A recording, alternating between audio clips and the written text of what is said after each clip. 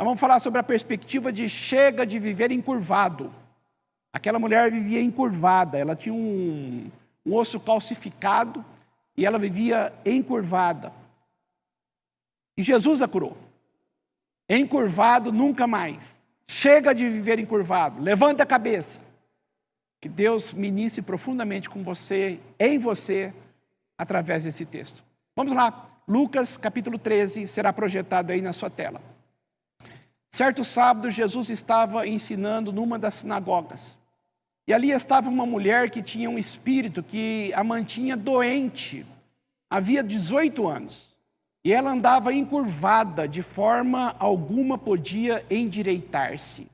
Ao vê-la, Jesus chamou-a à frente e lhe disse: mulher, você está livre da sua doença. Então lhe impôs as mãos. E imediatamente ela se endireitou. E louvava a Deus, indignado, porque Jesus havia curado no sábado.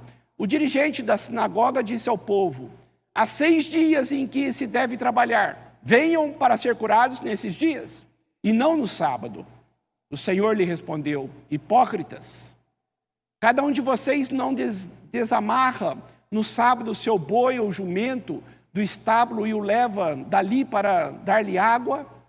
Então, esta mulher, uma filha de Abraão, a quem Satanás mantinha presa por 18 longos anos, não deveria no dia de sábado ser libertada ou liberta daquilo que aprendia? Tendo dito isto, todos os seus oponentes ficaram envergonhados. Mas o povo se alegrava com todas as maravilhas que ele estava fazendo. É duro passar por lutas.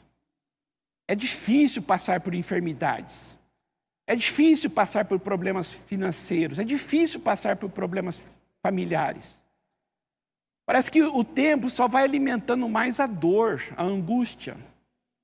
Esta mulher, ela há 18 anos tinha uma enfermidade, vivia encurvada.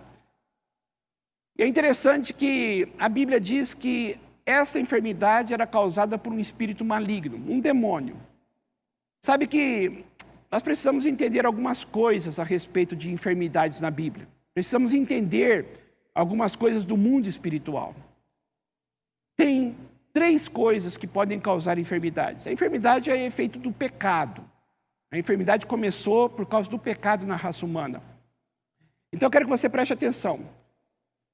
Primeira coisa que pode causar uma enfermidade é a nossa fragilidade humana, nosso corpo mesmo. E ele é suscetível a enfermidades. Nós podemos ver de uma forma muito clara, por exemplo, lá em Filipenses, quando Paulo diz para Timóteo, Lucas, que era médico, estava ali do lado de Paulo, estava lá em Roma, quando escreveu para Timóteo, e Paulo mesmo diz, olha, não beba somente água, mas coloque um pouquinho de vinho, por causa das suas constantes enfermidades no estômago. Perceba que Paulo tratou isso de uma forma muito natural, dando uma receita para ele, uma receita de um remédio. Às vezes colocava assim 1 colher de vinho num copo de água e bebia assim em jejum por causa dos problemas de estômago. E ele tratou isso. Você é humano, você fica doente. Então, essa é a primeira causa. Nós somos suscetíveis a enfermidades pelo fato de sermos humanos. Uma segunda coisa que causa a enfermidade é a consequência do pecado. Nós vemos um texto também interessante na Bíblia, muito esclarecedor, quando aquele paralítico que foi baixado pelos seus 4 amigos ali para Jesus curá-lo naquela casa, Jesus disse para ele, os seus pecados estão perdoados. E a partir daquele momento ele se levantou. E aquelas pessoas que estavam ali até questionaram Jesus em mente, raciocinando logicamente, quem é este que pode perdoar os pecados? E Jesus mesmo diz, o que é mais fácil? O que é mais simples? Dizer, levante-se ou os seus pecados estão perdoados? Mostrando de uma forma muito clara que aquela enfermidade era consequência de um pecado.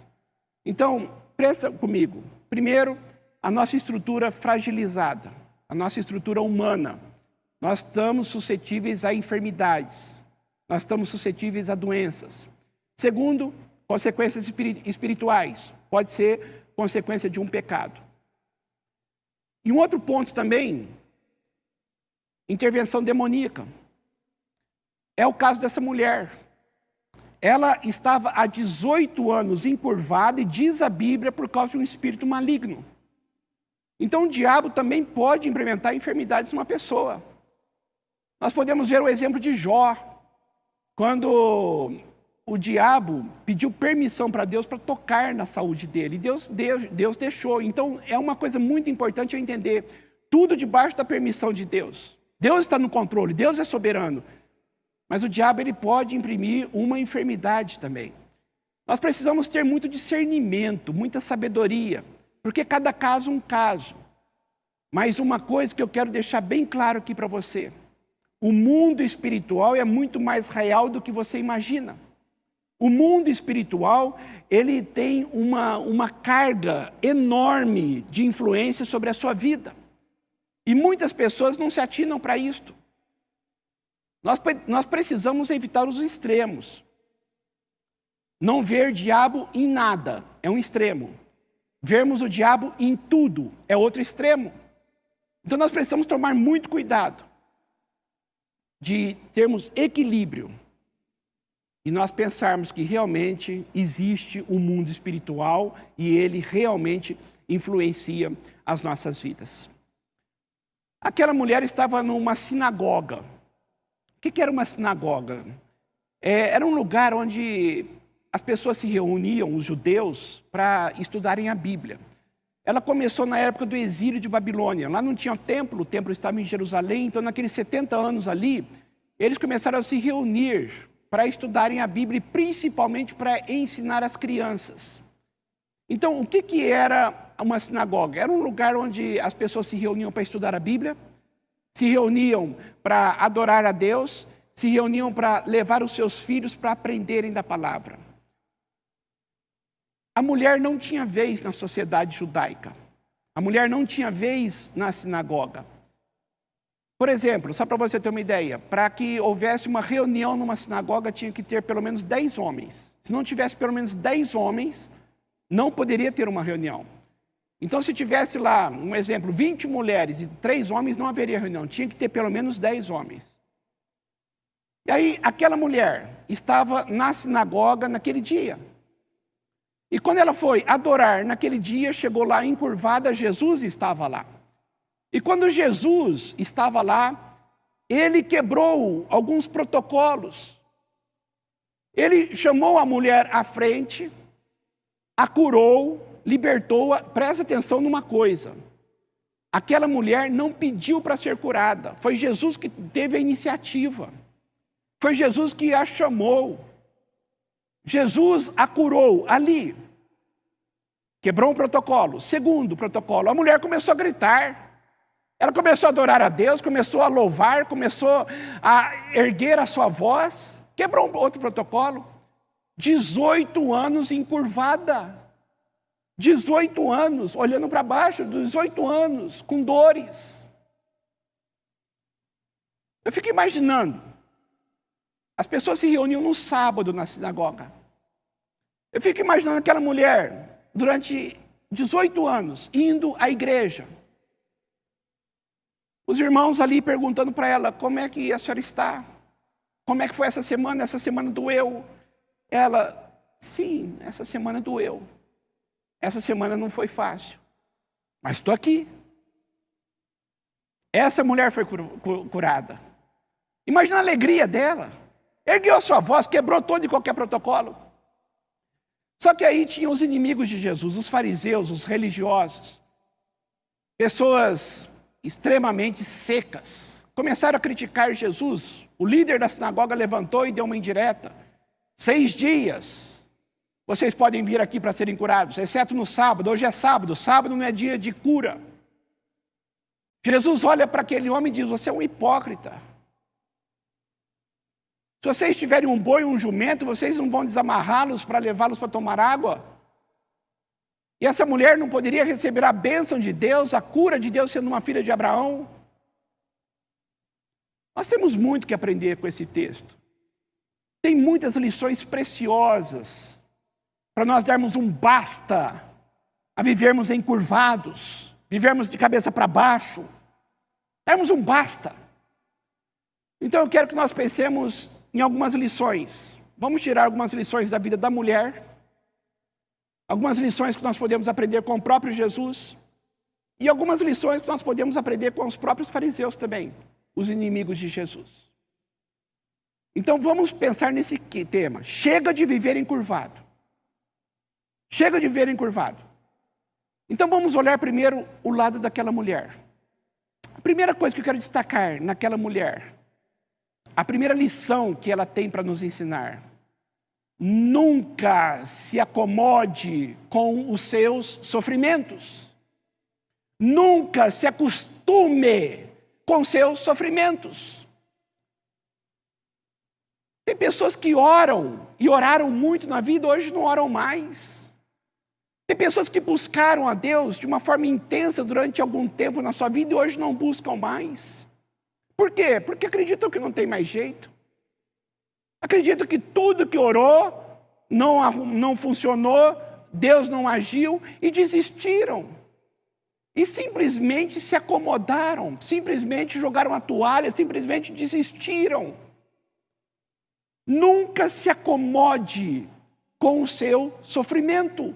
Nunca se acomode com as situações difíceis que você está passando. 18 anos, aquela mulher ali. 18 anos, mas ela não deixou de ir à igreja. 18 anos. Doendo, encurvada, olhando para baixo. Mas ela não deixou de ir buscar Deus. Sabe que às vezes nós nos acostumamos a olhar para baixo.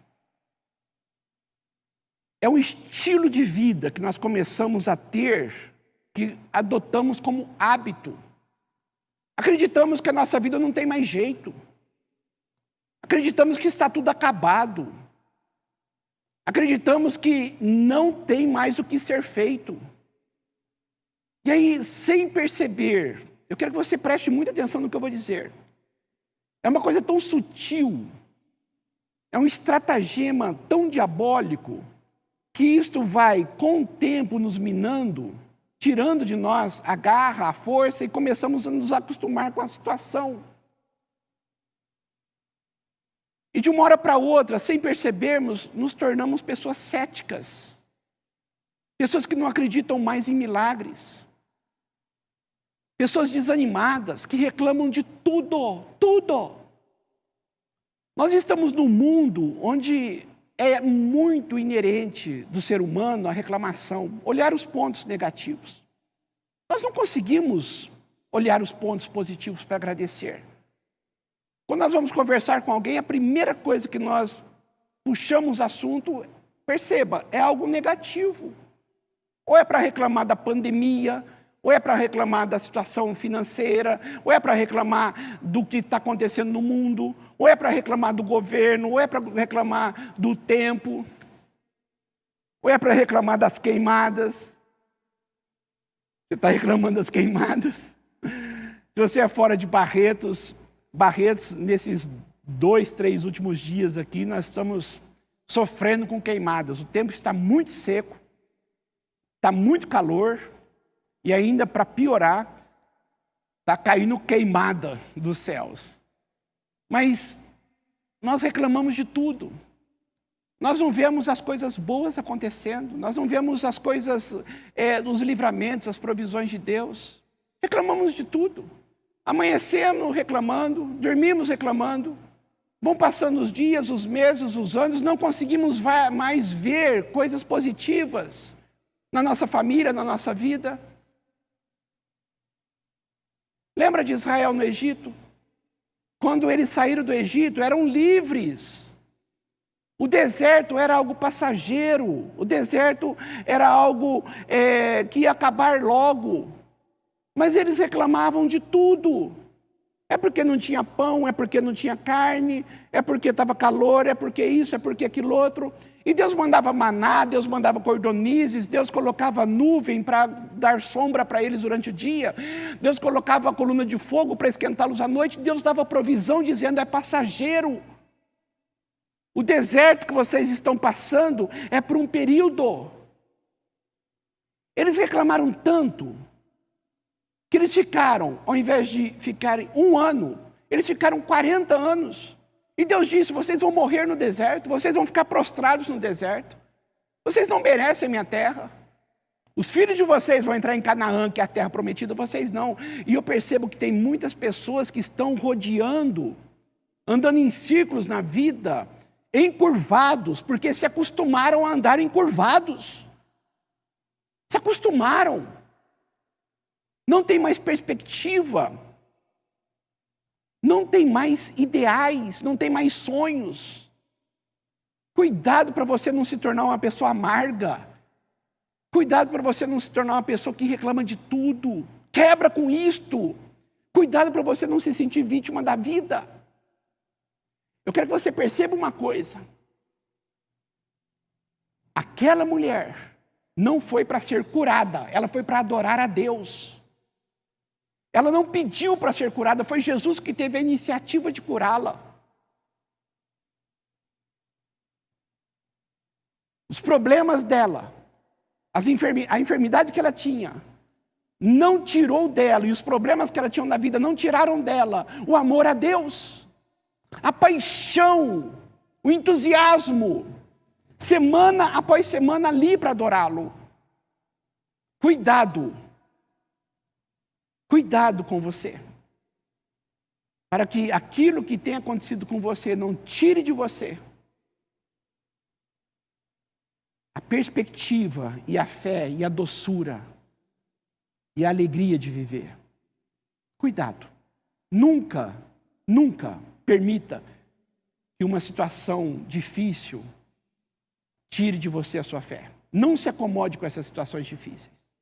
Essa é a primeira lição tremenda que essa mulher nos ensina. Ela poderia ficar em casa chorando, mas ela levantou-se e foi para a igreja, porque ela amava o Senhor. A segunda coisa que nós podemos aprender com a vida dessa mulher: fique no ambiente da bênção. Fique no ambiente da bênção. Não é hora de ficar em casa reclamando da vida. Vá para a igreja. Ah, não tem igreja. Liga a internet. Busque o Senhor. Mas vá no ambiente da bênção. Vá no ambiente da bênção. Aquela mulher, ao invés de ficar em casa, foi para a igreja. Aquela mulher, ao invés de ficar chorando as suas mazelas em casa, remoendo a sua vida, o seu ranço, ela foi para o ambiente da bênção. Na presença de Deus é onde a coisa acontece. 18 anos, enferma, 18 anos, uma vida difícil, complicada, mas ela estava onde a coisa podia acontecer. Não adianta se rebelar contra Deus. Se você parar de buscá-lo, o que será da sua vida? Os seus problemas vão continuar aí, você vai perder a sua fé e principalmente a chance e a esperança da bênção dele. Eu não tenho para onde ir. Ou eu vou para Deus, ou eu vou para Deus. Sabe que a nossa vida é feita de expectativas, sonhos. Quando eu perco as expectativas, eu perco os meus sonhos, eu vou morrendo pouco a pouco. Mas aquela mulher, ela ia para adorar, mas na expectativa. Um dia a minha hora vai chegar. E se não chegar? Se não chegar, eu vou viver. Eu vou viver. Lembra daquele paralítico no tanque de Betesda? Que de quando em quando um anjo vinha, movimentava as águas, e a pessoa que estava no tanque era curada. Mas não tinha ninguém para colocá-lo lá, e ele ficava lá durante anos, esperando o mover das águas. Mas sempre com expectativa: é hoje, é hoje, é hoje. E um dia Jesus apareceu e o curou. Não foi o mover dos anjos das águas, mas foi o próprio Filho de Deus que o tocou e o curou. Ele tinha expectativas, é hoje. Tenha expectativa. O seu dia vai chegar. É hoje. É hoje. É hoje que Deus vai ter misericórdia de mim. Mas esteja no ambiente da bênção. Busque. Não desanime, levante a cabeça, peça ajuda, compartilhe as suas fraquezas. Sozinho é muito difícil, sozinha é muito difícil, precisamos de pessoas boas do nosso lado. Precisamos de pessoas para compartilhar nossas dificuldades. Precisamos da misericórdia de Deus. Precisamos do ambiente da bênção. Fique no ambiente da bênção. O que nós podemos aprender com Jesus? Que Ele conhece as nossas dificuldades. Ele conhece as nossas fraquezas, Ele conhece as nossas debilidades, Ele conhece as nossas lutas. Ele conhece. Ele conhece ao ponto de ter iniciativa, porque aquela mulher estava no ambiente da bênção, porque aquela mulher estava lá porque amava a Deus. Ela não foi para ser curada, mas ela foi para adorar. Jesus olhou o seu coração. E Jesus a viu. Eu quero só fazer um parênteses aqui. Eu quero que você preste muita atenção nisso. Preste muita atenção no que eu vou dizer.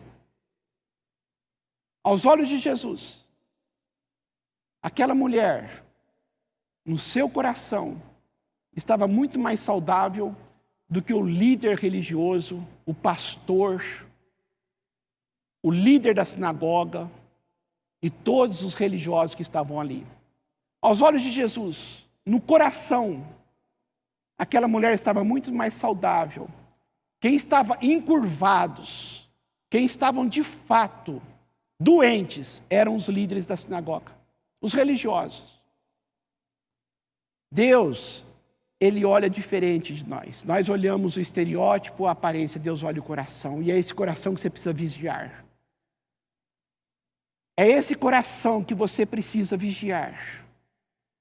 É esse coração que precisa manter a chama da fé acesa, a esperança, o amor ao Senhor acesos. É esse coração que você precisa vigiar.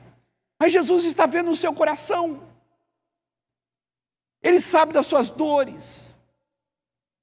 Ele sabe. Eu vou dizer uma coisa para você de todo o meu coração, quero que você olhe bem nos meus olhos. Ele sabe das suas incredulidades. Ele sabe das suas lutas. Ele conhece as suas fraquezas. Ele conhece os recônditos mais secretos do seu ser. Ele conhece. E Ele te ama. E Ele deseja te abençoar. Ele deseja te curar. Ele deseja livrar você da sua dor. Esta é a palavra de Deus para a sua vida.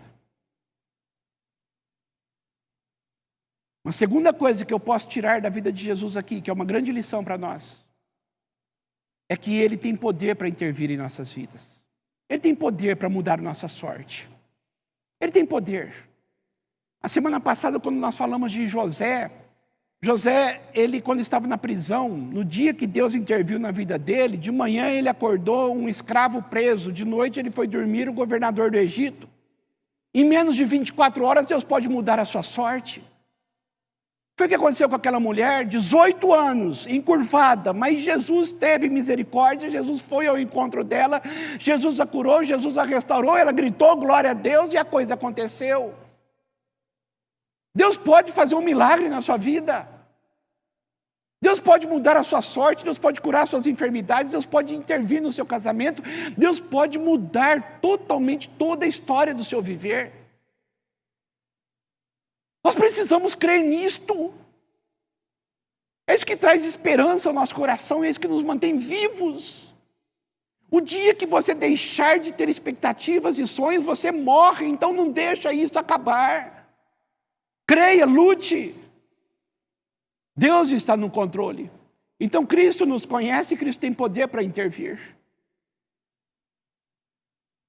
Eu quero destacar também agora os fariseus.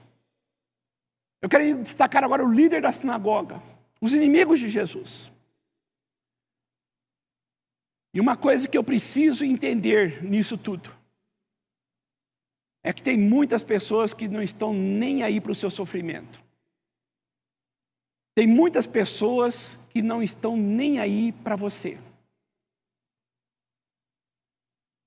Se você não tomar cuidado, essas pessoas vão te atrapalhar e atrapalhar muito. A nossa luta não é contra a sangue e a carne, não é contra seres humanos. Nossa luta é contra os principados, potestades, dominadores deste mundo tenebroso. Nossa luta é contra Satanás. Mas Satanás tem usado pessoas para nos atacar. Satanás tem usado pessoas para tirar nossa paz. Satanás tem usado pessoas para imprimir sofrimento às nossas vidas. Essa que é a grande verdade. Aqueles homens ali não estavam felizes com a mulher que depois de 18 anos, talvez aquele líder da sinagoga via toda semana e viu o seu sofrimento. E ao invés de se alegrar com ela, Deus nos visitou, estamos aqui em nome de Deus e Deus nos visitou.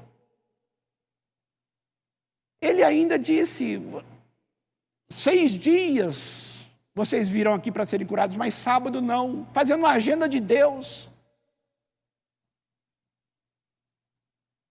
Toma cuidado com as pessoas. Toma cuidado para não guardar ódio no coração com as pessoas. Mas também toma cuidado com você, para que você não seja soberbo ao ponto de apontar e julgar e acusar. Foi o que aquele líder da sinagoga fez. Nós não conhecemos o sofrimento das pessoas. Nós não sabemos o que elas passam. E se nós não tomarmos cuidado, nós mesmos vamos entrar num lugar perigoso de juízes e vamos perdendo a empatia, vamos perdendo o amor e vamos tirando de nós a essência do cristianismo. Cuidado, olhe para as pessoas com mais amor, com mais empatia, como Deus olha, como Jesus olha. Cuidado com você. Nós precisamos tomar cuidado de olhar os nossos próprios sofrimentos, ao invés de apontar o dedo e ficar acusando as outras pessoas pelos sofrimentos delas. Ore mais pelas pessoas e principalmente ore mais por você, para que Deus dê um coração mais humilde. E se as pessoas te julgarem, aprenda a perdoar, aprenda a não ouvir, aprenda a relevar, porque o que importa é o que Deus sabe quem você é. E Deus olha para você, dentro de você, conhecendo tudo de você. Eu quero encerrar incentivando você a não desistir. Eu fico imaginando aquela mulher com o seu sofrimento, com as suas dores. Está difícil? Tá, mas eu estou no culto, eu estou na igreja. Estou na sinagoga. Está doendo? Está. Mas eu estou na presença de Deus. Está complicada a sua vida? Está. Mas eu amo o meu Senhor e nada e ninguém vai me tirar dele. Postura. Nós precisamos aprender a dar glória a Deus, mesmo quando tudo vá contra. Mesmo que venha dores, dificuldades, encurvados, complicado demais, ao ponto de indagarmos o Senhor, que plano é este? Se eu acredito que todas as coisas cooperam para o bem daqueles que amam a Deus, se eu acredito que Deus tem um propósito em tudo, que Deus tem um plano em tudo, às vezes nós indagamos, Deus, que plano é este? Por que o Senhor não intervém? 18 anos, 7 anos, 10 anos, 3 anos, eu não sei quanto tempo você está sofrendo. Mas eu sei que Deus pode tocar em você, pode colocar a mão sobre a sua cabeça hoje. Deus pode agir na sua vida. Deus pode mudar a sua sorte. Tenha fé. E diga para Deus: eu vou continuar na tua presença. Eu não vou desistir. Eu não vou desistir. Encurvado, nunca mais. Nunca mais. Chega de viver para baixo. Levanta a cabeça. Agradeça, louve. Faça um ambiente de bênção na tua vida, na tua casa. Coloque músicas cristãs, gospel, evangélicas. Coloca Deus dentro da sua família. Para de reclamar. Adore mais. Busque mais. Porque a coisa vai acontecer. Em nome de Jesus, eu profetizo sobre a tua vida as vitórias e as bênçãos, a cura de Deus.